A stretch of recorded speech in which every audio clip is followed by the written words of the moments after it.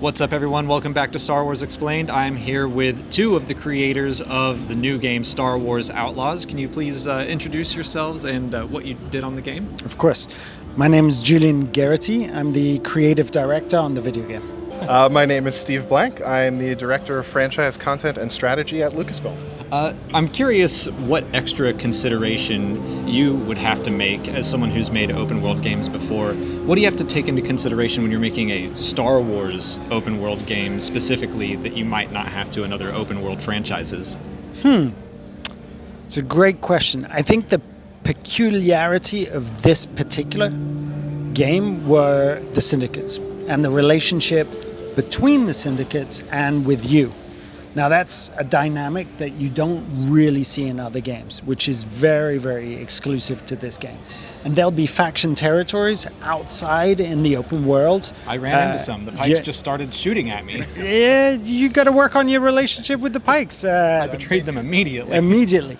So I think that's a very Star Wars thing. It's a very Outlaw thing, and it's a very open world thing. But otherwise, we try and have that relatability with open worlds, and I think Star Wars does a great job of building this immediate relatability with worlds.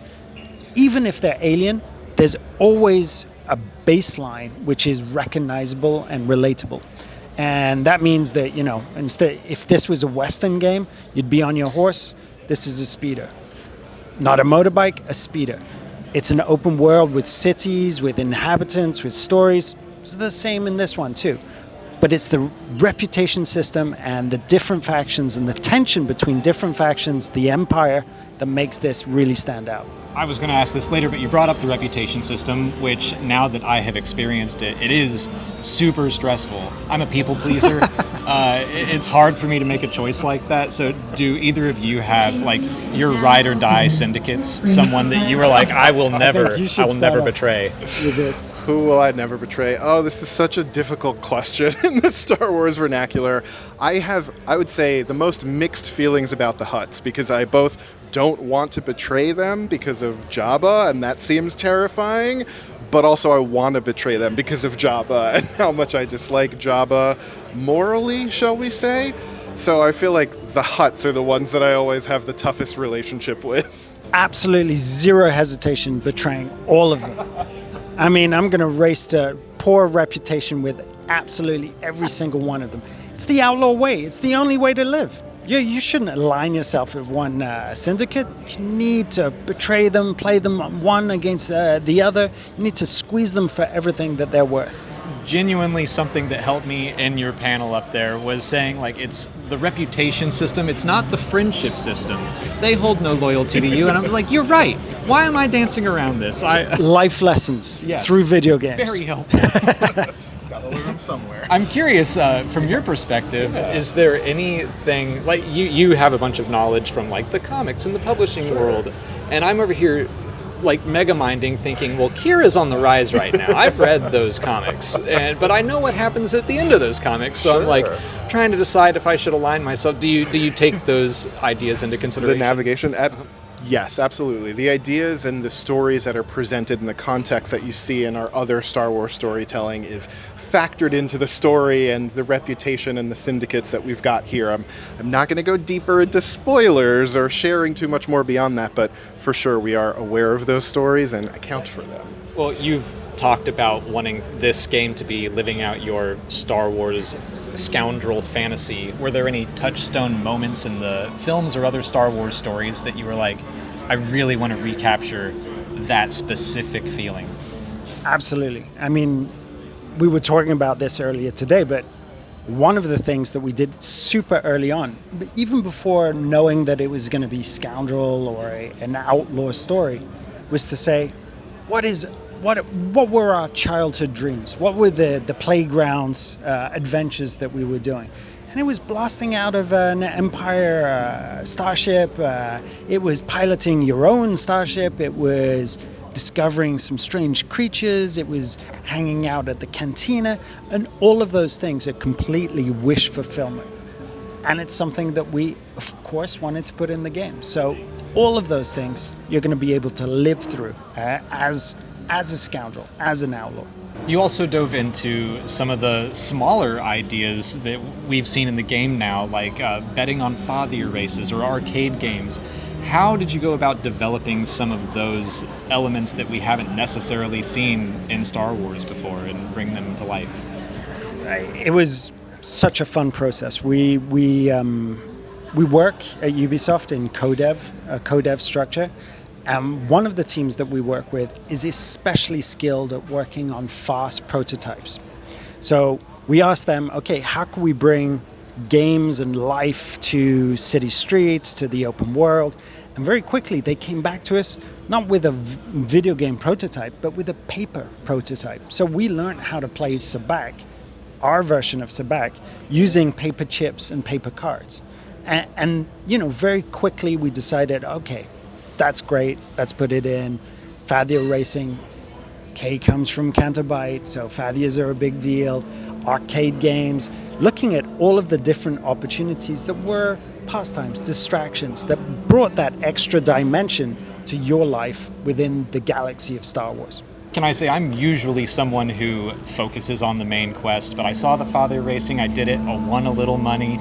Later on, stumbled across a data pad that said, got a tip, the smallest father is going to win the next race. And I was like, well, I gotta see. And like, I found myself getting so invested, like, come on. Like, it is a fun little... Did you manage to play Sabacc? I have not done that yet. So that's a time sink in itself. Yeah, I'm sure it is. It is really, really good. Taking me back to the KOTOR days of playing Pazak and all that, like, the galaxy needs saving, but I have to play cards. Yeah, you need to do something else on your downtime. So that's it. You've pulled in planets from the movies, the books like Akiva, which I'm very excited to explore. You've got your own with Tashara. How do you go about deciding when to create a new planet or pull in something familiar? But from day one, we knew we wanted this mix of iconic locations, new discoveries like Kijimi, which was only featured in one of the sequel movies, Akiva, which is only in the books, but also something brand new.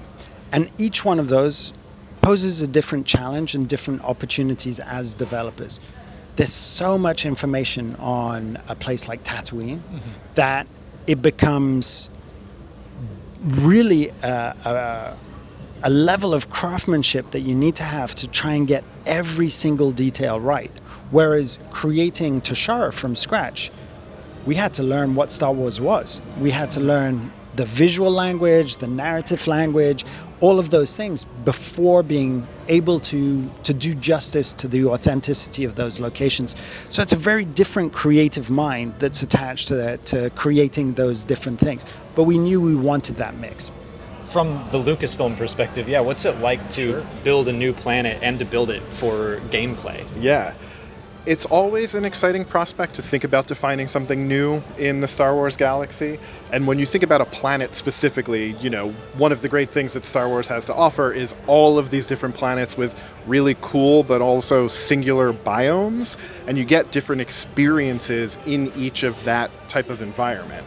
And so the great thing that we were defining when we were talking this through was what is needed for this planet in context with the story, in context with the fantasy, the idea of all the syndicates being able to be in one place, the idea of still having a presence for the Empire. We needed to build something that would resonate with all of those needs. And then we sort of said, okay, we understand conceptually what needs to be built. Why don't you go and sort of say, okay, this is now how we need to design it. These are the elements that need to be factored in for gameplay. This is what we're thinking. And then it would be that sort of iterative process, come back, share, discuss. What do we think visually? What do we think from a design perspective? And for us, it was, to exactly what you were saying, Julian, of fitting into existing Star Wars design language, but bringing something new and fresh and a unique perspective to it. And it's just a great process of collaboration and fun to realize a whole new planet like that. I've been having a blast exploring Tashara. We spent so much time just riding around on the speeder, looking around at the wildlife is so fun. Seeing like the cultural side of things with the wind fishermen, very cool. Talking about the creatures a little bit, you mentioned how much you like them. So how many of the creatures can you pet? Because we found one. That So I don't know is the real as many as we could. There are some you don't want to pet. There are some that are pretty vicious. we can try. Yeah, you can try. I don't think you'll get that close. But that was real joy of being able to go to books like The Wildlife of Star Wars, I think it's called, which is a wonderful book. Get inspiration from there. Get inspiration from the movies, the animation series, and start thinking about what's a native wildlife, what's a native creature for Toshara, and working on that and finding the relationship with the player. And some of them are incredible. I don't know if you saw the Gojiro, which are like little rat marmosets with The eyes ones you that can stare. pet. Yeah, you can pet those.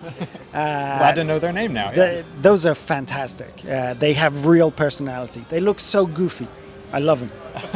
They're wonderful. My wife got very excited when she saw them. She was like, "Ask how many you can pet." Okay. Yeah. We talked about Kira a bit already, but I'm curious how you handle her in the story and balancing that with. I feel like that might be a revelation to a lot of fans who may not have read the comics. That Kira's here at this point in the timeline. She's in charge of Crimson Dawn. Yeah. So, how do you go about approaching that in the story? Sure. So I don't want to go into too many contextual spoilers from a narrative point of view, but what I can say, it is exciting to be able to bring Kira into a game like this because it helps fans know that Crimson Dawn and Lady Kira are alive and well at this point on the timeline. To what we were talking about earlier, we are aware of and embedded within the context of things that were going on within Crimson Reign or within War of the Bounty Hunters.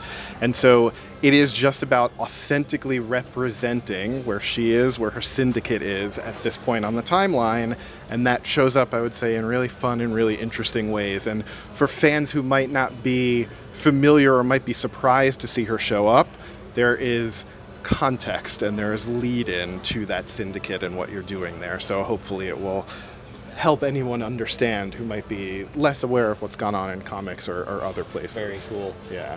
Well, my last question is about the Empire and the Stormtroopers, because we were riding around, we were wanted, we got chased, and I was shot to death by Stormtroopers. Famously, they are not very good shots in the movies, so did you overpower them for the game, or am I just very bad? No, we overpowered them for the game. No, you're a really good player. Don't worry about it. I thought so. Yeah, there needs to be a little bit of challenge. So authenticity, we can tweak it when it comes to Stormtrooper aim. I haven't done this yet, but one of my friends talked about just upping the wanted system on purpose and what happens when you get to the end. And I haven't experienced it, so I won't spoil it, but I thought it sounded awesome. And I want to just go do that. Have they done it? Yeah. Okay, it's super cool. They told it to me, and I'm like, yeah, I want to go do that right now. That's very cool. Well, the game is so much fun to play. Thank you for taking some time to talk to us about it. Can't wait for it to come out. Thank you. Can't wait for it to come out. And congratulations on it being gold. Yes. Yes.